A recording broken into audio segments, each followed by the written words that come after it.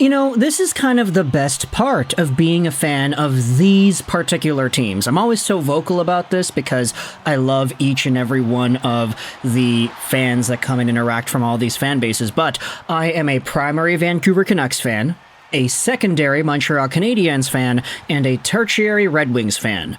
3 different teams that have exhibited very different seasons and very different results at the end of the 23-24 season. My Canucks are in the playoffs, my Wings barely missed out on the playoffs, and my Montreal Canadiens are near the bottom of the league. They finished up here with the 5th worst record in the NHL. And look, the Anaheim Ducks, the Blackhawks, the Sharks, they all have 1 game to play. They can't catch up to Montreal. 76 points, 82 games played, a pretty significant improvement over last year, to be honest, but the result is all the same. The Montreal Canadiens have finished with the 5th worst NHL record, and with this in mind, it gives us a bigger picture as to what the Canadiens Draft Lottery odds are going to be. Big shout out over to Steeler2323, who made this post on the Habs subreddit saying that the Canadiens have officially ended the season with the 5th best odds. Now, with this position, there are 6 possibilities for Montreal and the picks.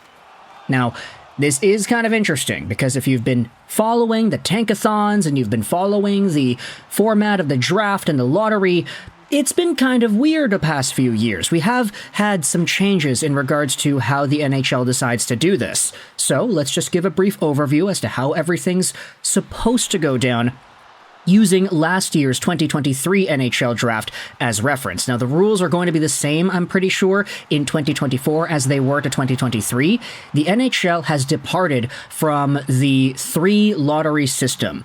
Back in the day, and I say back in the day like 6-7 years ago, the NHL would do a lottery for 1st overall, they'd do a lottery for 2nd overall, and they'd do a lottery for 3rd overall. And if you were not a winner of any of these lotteries, your pick would slide down, let's say 3 or 4 or 5, not 5, excuse me, 1, 2, or 3 picks depending on who ended up winning. For example, in 2017, the worst team in the NHL was the Colorado Avalanche, and they didn't win any lottery for 1, 2, or 3. Instead, New Jersey, Dallas, and Philadelphia all won lotteries, which propelled them up to 1, 2, and 3, moving the worst team in the league, Colorado, down to number 4. The NHL is not like this anymore. There no longer is a 3 lottery format. Now it's only 2 lotteries. So, heading into the Tankathon Draft Simulator, there will be a lottery done for number 1 and a lottery done for number 2. That is it. However, there are certain rules, like a team cannot move up more than 10 spots, so if a team that is 14th overall, for example, like Minnesota, ends up winning one of the lotteries, the max they can move up to is 4th overall. This is all highlighted with this post made by Steeler2323, saying that there are 6 possibilities for the Montreal Canadiens' first-round pick. The Habs have an 8.5% chance at winning the 1st overall lottery, which is pretty straightforward. They have the 5th best odds, 8.5 as labeled here on tankathon.com.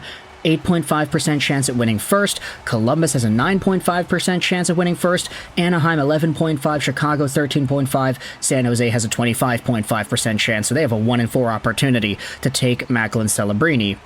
But because of the rule that we had just talked about, no team can move up higher than 10 overall spots. So the worst team that has an opportunity at getting number 1 is actually Buffalo, with their 3% odds right here. Philadelphia, San Jose, Minnesota, Detroit, these teams could all win a lottery, but they're not going to get 1st overall if they do so, because they're too far out. Now, if you go over to the Reddit post, the Montreal Canadiens also have themselves a percent chance of 8.6 at winning 2nd overall. This would be done with the 2nd overall lottery, pretty straightforward. There are 2 lotteries done after all. And then there are even more crazier options here. The Montreal Canadiens have a 0.3% chance of getting 3rd overall, and this would have to be a very peculiar system done in order for this outcome to transpire. The Habs would have to win the 2nd overall lottery, and the 12th best team would win the 1st overall lottery. This would mean that if the Canadiens win the number 2 overall draft, but the 1st overall team would have to be won by literally the 12th team, Philadelphia, because if the Philadelphia Flyers win the first overall lottery, they can't go up 10. They have to automatically be bumped up to number 2. San Jose would remain in the first overall spot. So not only can the Sharks win first overall by winning the first overall lottery, but they could also win first overall by having one of these other teams that's outside the top 11 winning the first overall lottery, thus keeping them at the number 1 overall spot. It's kind of weird, but it is sort of how it works here. And with this system, the Canadiens could drop to 3rd overall if they win the 2nd overall lottery, and the 1st overall lottery is won by the 12th best team. Very particular, very unlikely, 0.3% chance. The Habs also have a 24.5% chance of not winning the lottery and just staying at the 5th overall spot. Both lottery winners would be in front of Montreal, so in order for this to go down, it would have to be one of Columbus, Anaheim, Chicago, or San Jose winning the 1st and 2nd lotteries. Montreal would just stay at number 5. It's a pretty easy outcome to understand. 6th overall, same thing. They wouldn't win a lottery, and only one lottery winner was in front of Montreal. This is the most likely opportunity here, the Canadiens dropping down to 6th. It's insinuating that one of the winners of a lottery will be either Columbus, Anaheim, Chicago, or San Jose, and then another winner of the lottery would be somewhere in the after area.